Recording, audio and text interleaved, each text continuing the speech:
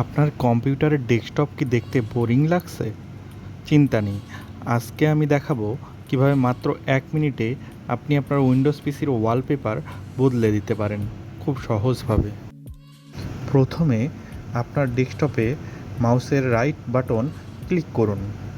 একটা মেনু আসবে, সেখানে পার্সোনালাইজ অপশনটা সিলেক্ট করুন। এখন আপনি চলে আসবেন সেটিংসের মধ্যে, যেখানে লেখা আছে ব্যাকগ্রাউন্ড। এখান থেকেই আপনি আপনার ওয়ালপেপার পরিবর্তন করতে পারবেন।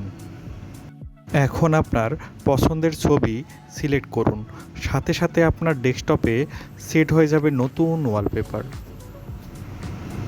দেখলেন, একদম সহজ।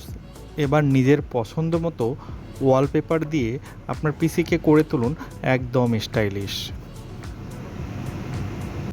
এছাড়াও আমরা ব্রাউজ করে আমাদের ইচ্ছা মতো ওয়ালপেপার সেট করতে পারবো।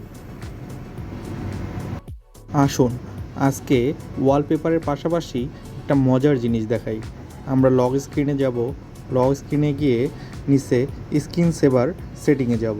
এইখানে গিয়ে আমরা বিভিন্ন স্টাইলের স্ক্রিন সেভার সেট করতে পারবো। আমি এখন আপনাদের দেখাচ্ছি কয়েকটা স্ক্রিন সেভার, আপনারা মনোযোগ সহকারে দেখবেন।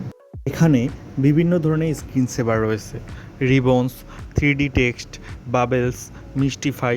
এছাড়াও ফটো দিয়ে আমরা স্ক্রিন সেভার দিতে পারবো। দেখুন কি চমৎকার স্ক্রিন সেভারগুলা। আজকে এ পর্যন্তই।